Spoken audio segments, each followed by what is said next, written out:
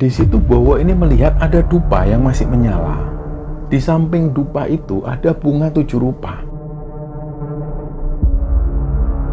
Dan ibu-ibu ini menyebarkan bunga 7 rupa. Terus kemudian beliau itu sudah bawa kendi yang berisi air. Air ini dituangkan di sana.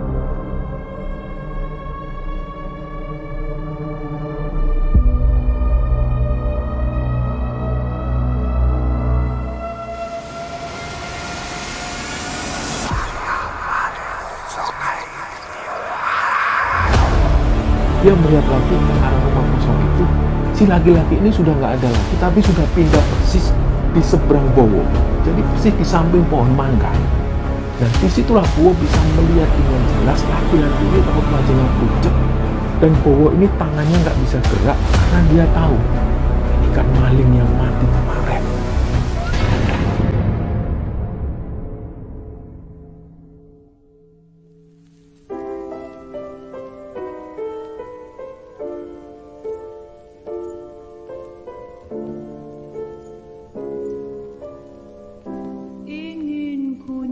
Bismillahirrahmanirrahim. Assalamualaikum warahmatullahi wabarakatuh. Sobat Kembara Sunyi dimanapun berada, sambil menunggu pergantian tahun baru ini, kami akan membagikan cerita yang dikirim oleh Sobat Kembara yang bernama Christian Wibowo. Dan sebelum kita masuk ke ceritanya, untuk teman-teman yang nonton tayangan ini dan belum subscribe, jangan lupa untuk subscribe lebih dulu agar channel Kembara Sunyi ini lebih berkembang lagi dan kami lebih bersemangat lagi dalam membuat konten-konten terbaru di Kembara Sunyi. Dan untuk teman-teman yang telah mendukung kami sejauh ini, kami mengucapkan terima kasih banyak. Semoga amal kebaikan teman-teman dibalas kebaikan berlipat oleh Allah Subhanahu wa Ta'ala.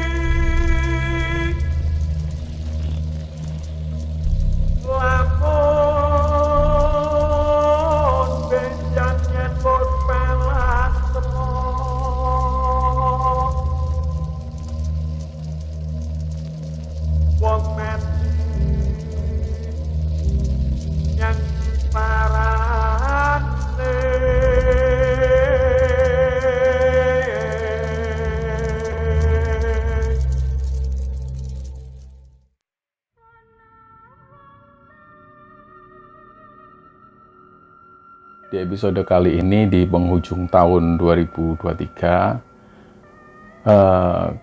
kami ini mau menceritakan cerita kiriman juga yang dikirim oleh Sobat Kembara. Namanya Mas Christian Wibowo, panggilannya Bowo.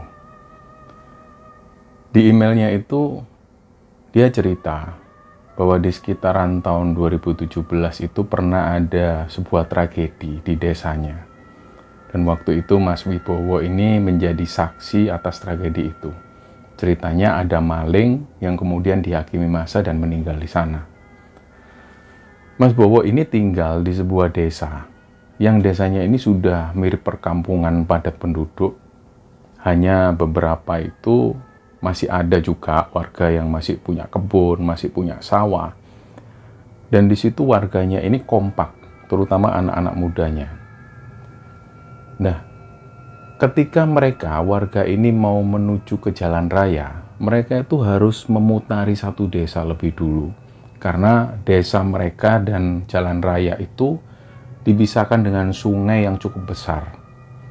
Akhirnya di tahun 2015, pemerintah kabupaten ini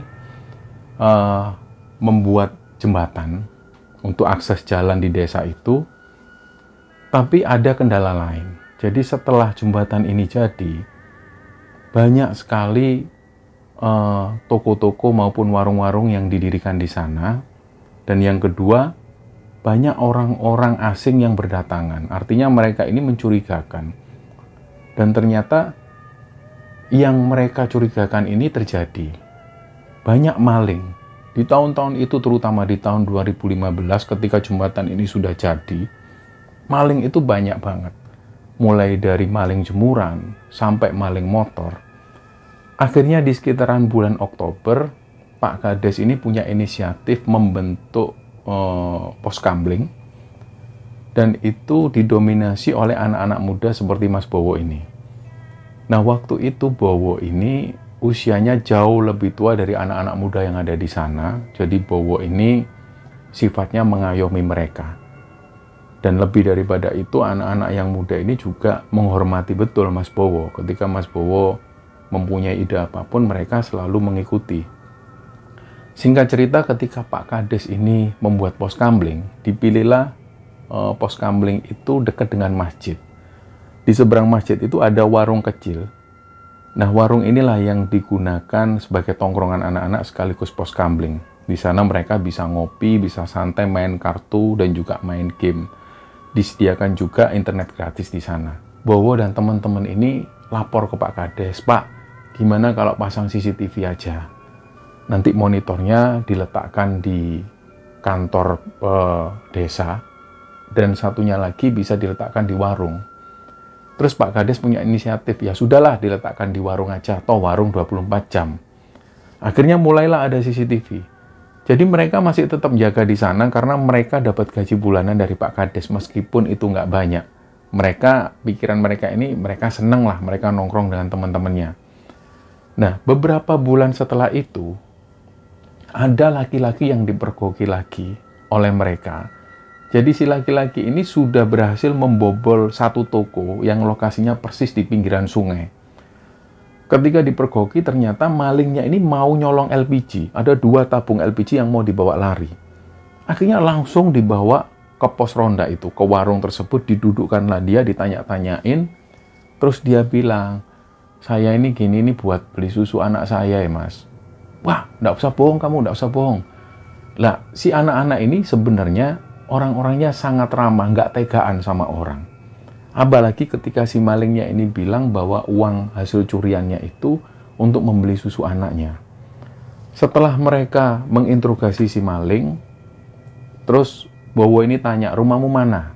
Ayo sekarang ke rumahmu, kami antar. Apa benar kamu sudah punya anak, sudah punya istri?" "Nggih Mas, bener Mas." Diantarkanlah ke rumahnya yang jaraknya sekitar setengah jam. Waktu itu maling ini diperlakukan istimewa. Dia dinaikkan mobil, langsung dibawa ke rumahnya. Begitu sampai di sana memang benar. Kondisi rumahnya itu sangat tidak terawat. Di situ tinggal seorang istri yang usianya sekitar 30 tahunan beserta 2 orang anak. Dan kondisi rumahnya itu benar-benar nggak terawat. Nah, waktu itu sekitar jam setengah 1 mereka sampai di rumah maling ini, istrinya dibangunkan. "Bu, ini suami ibu bener." "Oh iya Mas, kenapa Mas?" "Suami saya nyolong ya." Jadi kayaknya istrinya ini sudah tahu kelakuan suaminya. "Iya Bu, ini suami ibu ini nyolong, ketahuan di tempat kami. Ini katanya buat beli susu, apa bener?" "Iya kok Mas, ini anak saya ini sudah 2 hari belum minum susu. Yang kakaknya itu sudah 2 minggu nggak sekolah karena nggak bisa bayar SPP." Nah, ngelihat hal semacam itu, Bowo dan teman-teman ini akhirnya jadi kasihan. Mereka keluar, mereka tanya, "Ayo kita patungan, ayo dibantu yuk Mas ini yuk, kasihan." Akhirnya mereka ini patungan. Dan waktu itu terkumpul uang sekitar 220.000, diserahkanlah ke keluarga ini. Akhirnya Bowo dan teman-teman pamit. Jadi bisa disimpulkan bahwa sebenarnya Bowo dan teman-teman ini orangnya nggak tegaan. Nah, hal ini pun berlalu. Waktu itu menjelang Idul Fitri, Pak Kades sempat ngobrol ke Bowo dan teman-teman.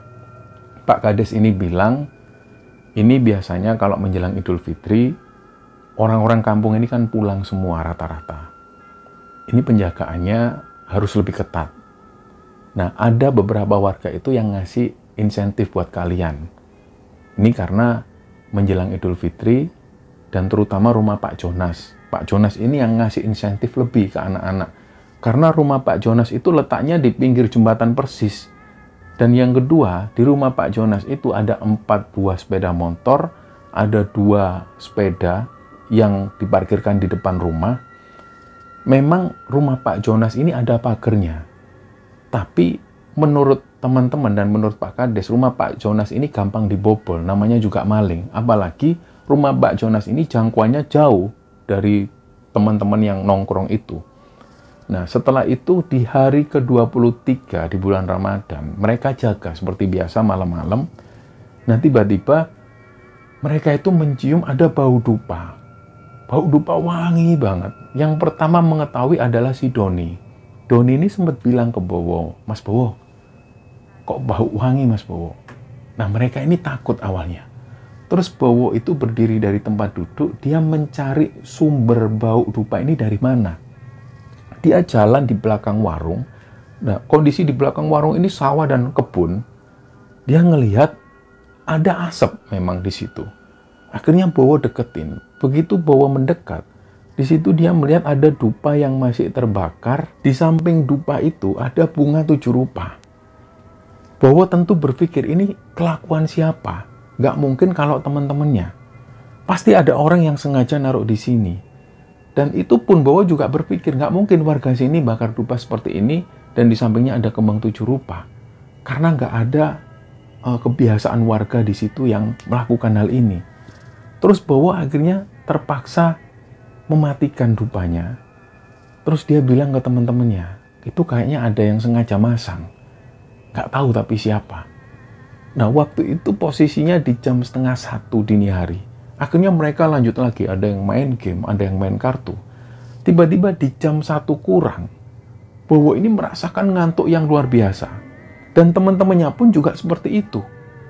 Di situ Bowo sempat berpikir, sebelum dia memejamkan mata, dia sempat berpikir, ini jangan-jangan pengaruh dari dupa yang dibakar tadi. Nah, Bowo ini sempat menahan rasa ngantuknya dan dia sempat bilang ke teman-temannya, jangan ngantuk, jangan ngantuk. Jangan ngantuk, ayo. Ini pasti kita diguna-guna ini, jangan ngantuk, jangan ngantuk. Nah, teman-temannya sudah nggak bisa nahan. Jadi kayak mereka ini dibius, satu persatu akhirnya tidur di sana. Termasuk yang punya warung ini, dia tidur lebih dulu. Akhirnya yang terakhir kalinya memejamkan mata adalah Bowo. Dia merasakan ngantuk yang luar biasa dan akhirnya dia tidur. Nah, barulah mereka kebangun itu sehabis subuh. Ketika banyak warga yang baru turun dari masjid, mereka baru selesai sholat, mereka membangunkan Bowo dan teman-teman. Yang pertama kali lapor ini adalah tetangga dari Pak Jonas.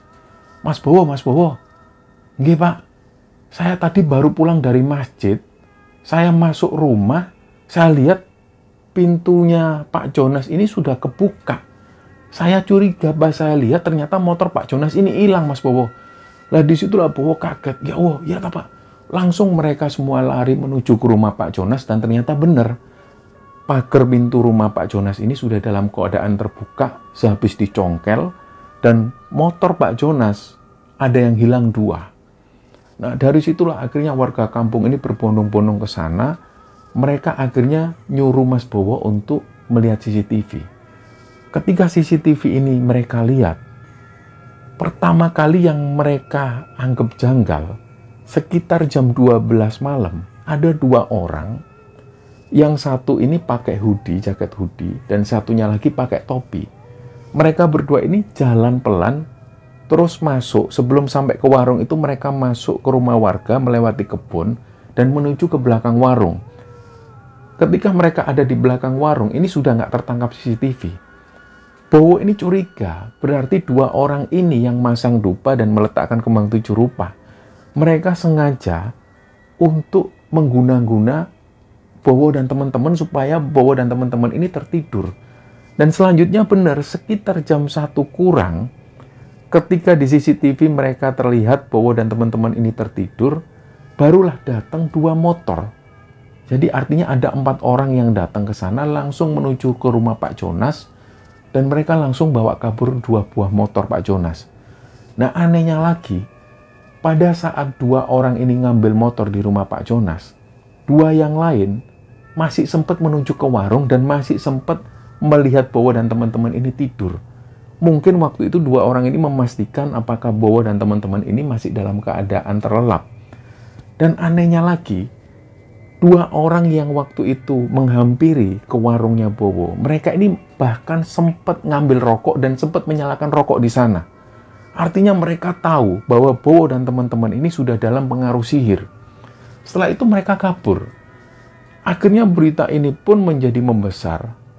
Ketika Pak Jonas ini baru pulang mudik, Pak Jonas pun akhirnya mengikhlaskan. Setelah itu rumah Pak Jonas ini nggak lagi dipagar tapi ditembok dan hanya disisakan satu pintu. Dan setelah kejadian itu memang nggak pernah ada lagi kejadian pencurian-pencurian. Barulah 1 tahun kemudian, waktu itu bukan hari raya Idul Fitri, ini hari biasa. Tapi Bowo lupa bulan apa. Yang jelas waktu itu teman-teman ini jaga di warung, ada sekitar 5 orang, termasuk Bowo. Nah, tiba-tiba ada yang teriak-teriak, ibu-ibu, tolong, tolong, tolong. Begitu Bowo dan teman-teman keluar dari warung, di jalan itu mereka melihat ada satu orang yang bawa kabur motor. Dia pakai jaket hoodie.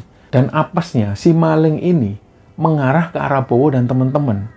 Akhirnya Bowo dan teman-teman ini ngambil bangku ini langsung diletakkan di tengah jalan, dan otomatis maling yang pakai motor tadi ini langsung terjatuh karena terhalang bangku tadi.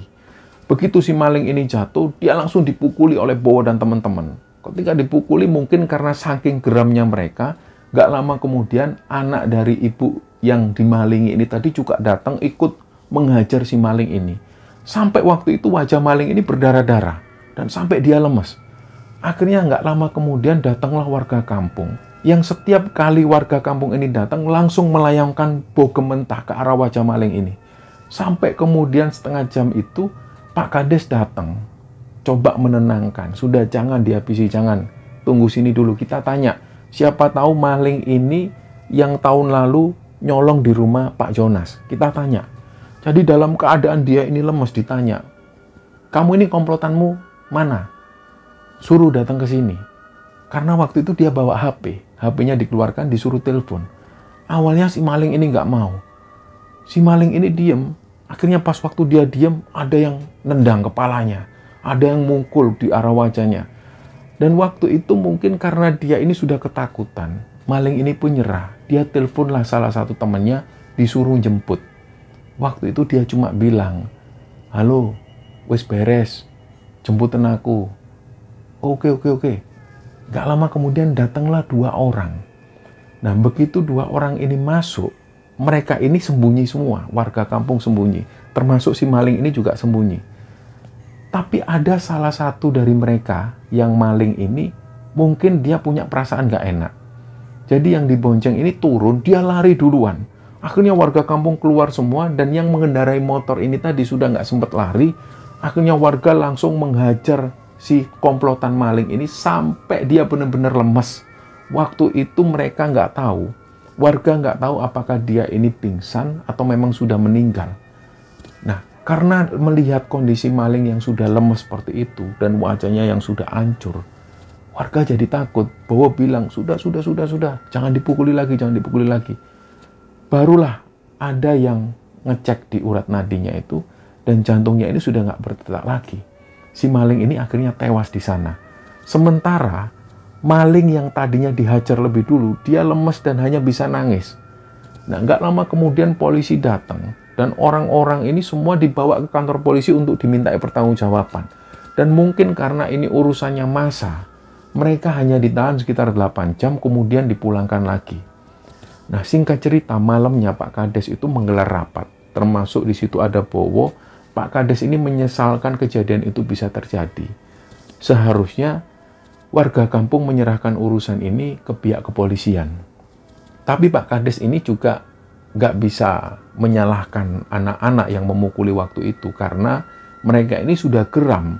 Kejadian ini sudah berulang kali terjadi. Apalagi mereka tahu persis bahwa maling yang ketangkep itu adalah maling yang tahun lalu mencuri di rumah Pak Jonas. Nah, setelah Pak Kades menggelar rapat, akhirnya Pak Kades cuma bilang, selanjutnya kalian jaga seperti biasa. Kalaupun ada maling, tolonglah nggak usah dihakimi lebih dulu. Sudah diikat aja, biar nanti saya yang bawa ke kantor polisi. Nah, si Bowo dan teman-teman ini diam, termasuk warga kampung yang ada di sana ini diam. Akhirnya malam itu, ada ibu-ibu dan 2 orang laki-laki. Ibu-ibu ini usianya 50 tahunan lebih. Dan 2 orang laki-laki itu masih muda, usianya sekitar 20 tahunan. Ketika ibu-ibu ini datang, Bowo itu curiga, ini siapa? Bukan warga sini kok datang ke sini. tiba-tiba si ibu-ibu ini langsung menuju ke lokasi TKP di mana maling itu mati. Dan ibu-ibu ini menyebarkan bunga 7 rupa. Terus kemudian beliau itu sudah bawa kendi yang berisi air ini dituangkan di sana. Karena Bowo curiga, dideketin lah ibu-ibu ini. Ibu ini siapa? Terus dia ini sambil nangis, si ibu ini bilang, saya itu ibunya anak yang mati ini loh mas. Saya itu kasihan sama anak ini mas, makanya saya kesini. Lah Bowo kaget, ternyata ibunya. Karena Bowo sudah nggak bisa berkata-kata, dia balik ke warung, dia sampaikan hal ini ke teman-temannya. Itu ternyata ibunya maling yang mati itu. Loh ngapain di situ woh? Nggak tahu, kayak nyebar bunga di situ sama nyiram air dari kendi. Nah hal itu terjadi sekitar 10 menitan. Nggak lama setelah itu si ibu-ibu ini sempat menghampiri Bowo dan teman-teman. Si ibu-ibu ini masih sambil dalam keadaan nangis. Terus beliau bilang, awas konyo, anakku gak terima, awas konyo. Terus beliau ini akhirnya pulang. Bowo ketika mendengar ibu-ibu ini ngomong seperti itu, Bowo hanya diam. Terus teman-teman yang lain ini bilang, Mas Bowo, ini gak apa-apa ta mas? Kok ibu-ibu tadi bilang gitu gak apa-apa ta mas? Mas ini anaknya gak terima mas, arwahnya gentayangan. Bowo ini diam, dia gak bisa ngomong. Di satu sisi dia gak percaya, tapi di satu sisi lain, dia juga kemungkinan juga agak percaya. Karena dia sendiri nggak pernah bertemu dengan sosok-sosok semacam itu. Akhirnya setelah itu mereka satu persatu ini pulang, pamit pulang satu persatu. Tinggallah di situ Bowo dan Doni. Terus Doni ini bilang, Mas Bowo, gimana kalau kita pulang ya mas? Ngomong ke Pak Kades mas, kalau kita ngantuk mas. Wah jangan gitulah Don. Sudahlah, sebentar lagi kan subuh. Tunggu sini aja lah Don. Aku ya takut mas, kalau kayak gini terus mas. Yustalah, kamu gak usah takut. Udah, kita main game aja lah. Biar pikiran kita itu gak kepikiran yang itu. Akhirnya mereka main game. Sekitar jam 2:30, Bowo ini melihat ada sosok laki-laki. Dia pakai baju putih tapi sudah lusuh. Dan si laki-laki ini hanya berdiri di pojokan kampung, persis di samping rumah kosong. Nah, Bowo ini sebenarnya sudah melihat, tapi dia nggak ngomong ke Doni. Nah, tiba-tiba, pas waktu Bowo ngelihat ke HP-nya, dia melihat lagi ke arah rumah kosong itu, si laki-laki ini sudah nggak ada lagi, tapi sudah pindah persis di seberang Bowo. Jadi persis di samping pohon mangga. Nah, disitulah Bowo bisa melihat dengan jelas laki-laki ini raut wajahnya pucat, dan Bowo ini tangannya nggak bisa gerak, karena dia tahu, ini kan maling yang mati kemarin.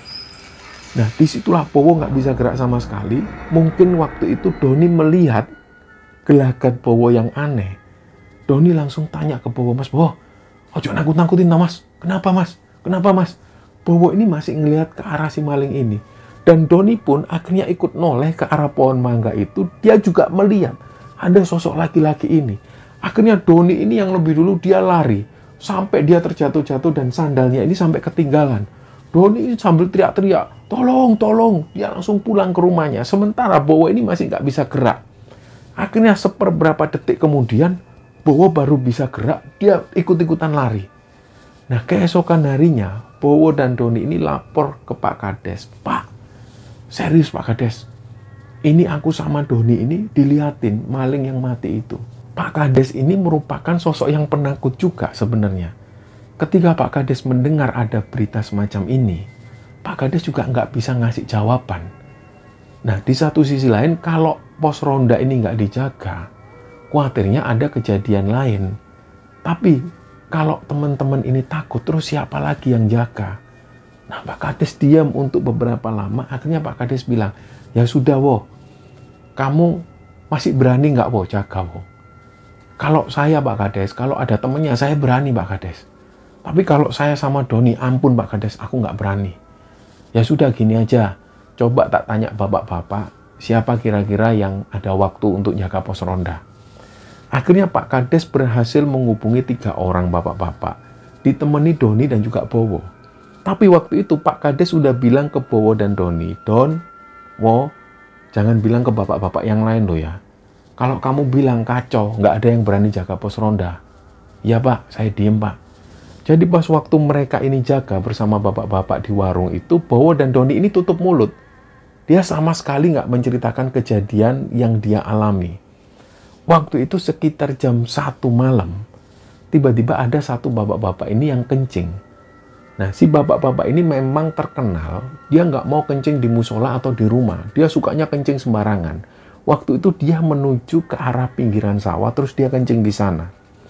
Tiba-tiba, nggak berapa lama, beliau ini lari sambil teriak kencang, langsung pulang ke rumahnya. Akhirnya semua ini kaget.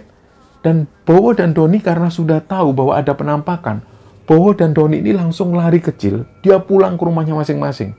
Sementara bapak-bapak yang lain ini, karena mereka nggak tahu kejadiannya seperti apa, mereka berdua ini menuju ke sawah. Kenapa tadi kok dia lari?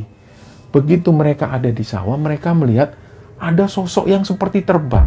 Jadi dia ini laki-laki wujudnya, dia pakai kaos putih lusuh, ini jadi benar-benar kayak terbang di sawah. Gak lama setelah itu dia mendekat, dan pas waktu mendekat inilah, dia melihat wajah si laki-laki ini hancur penuh darah. Akhirnya dua orang bapak-bapak ini pun juga lari terbirit-birit. Nah, keesokan harinya, si bapak-bapak yang ditakuti pertama kali yang waktu itu kencing di pinggir sawah ini, dia bilang dia baru berani cerita. Waktu dia ini mau kencing, dia melihat dari kejauhan ada putih-putih. Nah, awalnya beliau ini nggak curiga, tapi sosok putih ini seperti melayang, terus mendekat ke arah bapak-bapak ini, langsung persis berdiri di depan beliau. Ini adalah sosok laki-laki, wajahnya hancur dan penuh darah. Nah, dia ini ingat betul bahwa ini kan maling yang mati kapan lalu. Inilah yang membuat si bapak-bapak ini akhirnya lari terbirit-birit, dia lari ketakutan. Akhirnya setelah mendapat cerita yang semacam ini, tentu nggak ada lagi yang berani jaga di pos ronda. Nah, Pak Kades ini juga bingung. Akhirnya berkat saran dari istri Pak Kades, sudahlah Pak, kamu coba telepon Pak Demo itu. Datangkan ke sini. Nah, Pak D-nya Pak Kades yang usianya sekitar 60 tahunan, didatangkan. Beliau ini orang pintar, orang ngerti. Ketika beliau pertama kali datang di kampung itu, Pak D-nya Pak Kades ini langsung menuju ke warung. Beliau langsung duduk di sana sambil memandang ke arah pohon mangga. Gak lama setelah itu, beliau berjalan menuju ke dekat sawah dan langsung memandang ke arah persawahan. Beliau ini seperti melakukan dialog. Hanya mereka melihat beliau ini menggerakkan tangannya seperti ngobrol dengan seseorang. Setelah itu, Pak D-nya Pak Kades ini datang. Beliau ngomong ke orang-orang, "Wes, ngene wae, sudah gini aja. Kalau kalian jaga di pos ronda ini dan didatengin sosok yang aneh-aneh, terutama sosok laki-laki yang pakai kaos, yang katamu dia itu maling yang mati di sana, nggak usah takut, nggak usah baca doa, pisuwono ae." Jadi kuncinya, mereka yang didakutin ini disuruh ngumpat atau misu dalam bahasa Jawa Timuran, jancuk. Nah, tentu Pak Kades dan orang-orang yang ada di sana ini juga ragu-ragu, apa benar? Masa setan dipisui, masa setan dicaci, apa benar mereka takut? Tapi Pak D-nya Pak Kades ini menjelaskan berulang kali, sudah percaya sama aku, kalau memang nggak mempan, aku datang lagi ke sini. Itu aja pesanku. Mulai nanti malam nggak usah takut, tetap jaga seperti biasa. Akhirnya malam itu, Bowo, Doni, dan teman-teman, ditemani juga dengan bapak-bapak yang lain, mereka tetap menjaga pos ronda seperti biasa. Mereka nongkrong di warung kopi, sambil mereka ini menanti-nanti, kira-kira datang lagi nggak sosok ini. Nah, waktu itu sampai sekitar jam 2 malam, nggak ada kejadian apapun. Sampai suatu ketika, mereka dengar ada suara mangkok yang dipukul dengan sendok. Ting, ting, ting, ting, ting, ting, ting. Nah, suaranya ini berasal dari dalam warung. Mereka ini langsung noleh, dan noleh mereka ini berbarengan. Yang mereka lihat bukanlah penjaga warung, tapi sosok laki-laki ini, sosok maling yang mati itu dengan wajah yang hancur. Dan seketika itu juga, ketika mereka ditakutin sosok yang menyeramkan ini, mereka lupa. Mereka sama sekali nggak misu-misu, mereka nggak mengumpat. Jadi mereka lari terbirit-birit, barulah pas waktu mereka ini lari, Bowo ingat. Seharusnya kan kita nggak lari, seharusnya dia ini diumpat, dipisui. Bowo ini langsung narik tangannya Doni. "Don, ayo balik Don, ayo balik Don. Ayo, kita ke sana lagi, Don." Doni ditarik sama Bowo, dan mereka ini langsung menuju ke warung. Sosok ini sudah nggak ada lagi. Nah, Waktu itu Bowo dan Doni noleh kanan kiri. Kemana ini? Weh, metuwo kon, metuwo. Weh, kamu keluar, kamu keluar. Ternyata nggak ada apapun. Mereka membalikkan badan. Sosok maling yang gentayangan ini berdiri persis di samping pohon mangga dengan wajah yang menyeramkan itu. Akhirnya Bowo ini dengan gemetaran, dia mesuk. Nah, tiba-tiba Doni dan Bowo ini melihat sosok maling ini berubah menjadi semacam asap dan langsung menghilang. Nah, ketika melihat fenomena semacam itu, Bowo ini langsung pede. Dia panggil lah bapak-bapak yang lain. Pak, ayo Pak, keluar Pak. Teman-temannya juga dipanggil. Doni dan Bowo ngasih kesaksian bahwa memang benar. Ya Pak, tadi sudah tak pisui Pak, tak caci-caci Pak. Dan dia ini langsung menghilang. Ah, mosok sih wo? Ya benar Pak, ini loh saksinya Doni. Akhirnya mereka kembali lagi nongkrong di warung. Mereka sambil menunggu, ini gantui lagi nggak kira-kira. Ternyata sampai subuh, keadaannya aman. Mereka semua pulang kembali ke rumah masing-masing, dan keesokan harinya, di sekitar sore hari menjelang maghrib, ada seorang ibu-ibu yang melewati TKP kejadian di mana maling ini mati. Beliau itu mencium aroma anyir darah. Hal ini diungkapkan langsung ke para tetangga. Terus tetangga ini nggak percaya. Tetangga yang lain akhirnya nyoba lewat di TKP itu. Dan ternyata benar. Mereka juga mencium bau anyir darah. Nah, karena mereka semua penasaran, tetangga-tetangga yang sebelumnya nggak tahu tentang itu, mereka ikut-ikutan lewat, mendekat ke arah TKP itu. Ternyata memang benar mereka mengakui bahwa mereka ini mencium aroma anyir darah. Nah, setelah kejadian itu, berita ini pun rame. Akhirnya terdengar di telinga Bowo, Doni, dan teman-teman yang lain. Malam itu ketika mereka jaga di pos ronda, mereka membicarakan soal ini. Tadi orang-orang ini membicarakan masalah bau anyir darah. Kok kayaknya aku nggak percaya, padahal aku tadi lewat juga nggak bau apa-apa. Mungkin itu ibu-ibu aja yang ngada-ngada buat nakut-nakutin kita. Ya wis, nggak usah takut, bener katamu wo. Nanti kalau kelihatan lagi, kita pisui ae. Ya wis lah Pak. Nah, di sekitar jam 11:30 malam, tiba-tiba mereka mendengar ada suara seperti orang ngorok. Nah, suara ini terdengar jelas di belakang warung. Waktu itu, sekitar 8 orang yang duduk-duduk di sana, ini nggak ada satupun yang berani melihat ke belakang.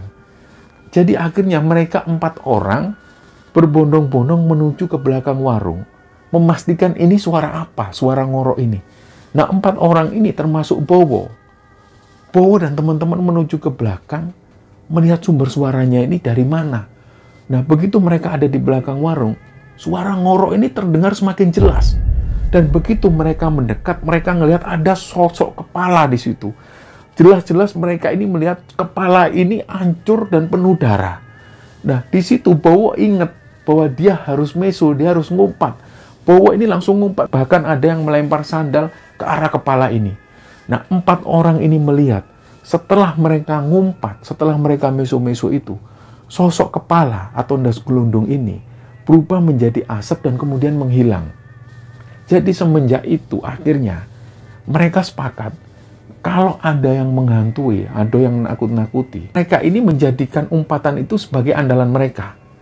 Tapi suatu ketika ada kejadian yang benar-benar nggak bisa mereka lupakan.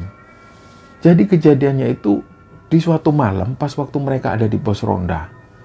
Mereka ini melihat ada penampakan laki-laki. Tapi sosok laki-laki ini nggak muda. Beliau tua, kakek-kakek. Kenapa mereka yakin kalau ini bukan manusia? Karena semua orang yang ada di warung ini melihat sosok kakek-kakek ini jalannya seperti melayang dan menembus pohon. Akhirnya waktu itu mereka takut dan lupa untuk ngumpat. Dan seketika itu juga ada yang ingat, mereka langsung ngumpat. Tiba-tiba sosok kakek yang diumpat ini, dia berhenti dan langsung noleh ke arah anak-anak itu. Sosok kakek-kakek ini mendekat dan beliau ini nggak jalan tapi melayang. Begitu sosok kakek ini mendekat, mereka semua melihat sosok kakek ini raut wajahnya itu pucat kebiru-biruan dan mereka sudah nggak bisa berkata apa-apa lagi.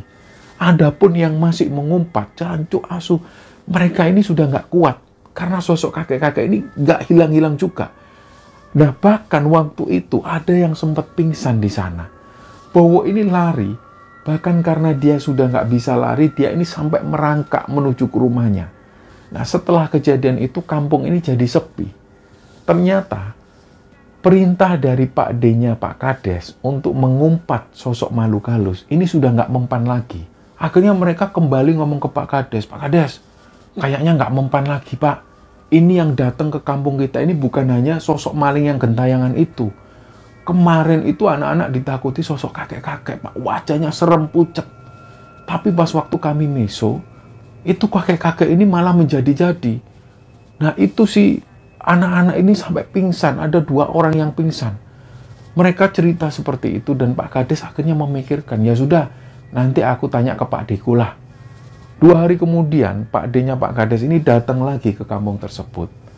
Pak D-nya cuma bilang, kalian itu loh kok nggak paham maksudku.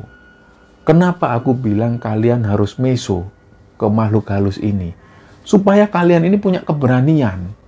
Maksudku seperti itu. Intinya kalian harus berani menghadapi. Bukan caciannya, bukan makiannya, dan bukan meso-mesonya.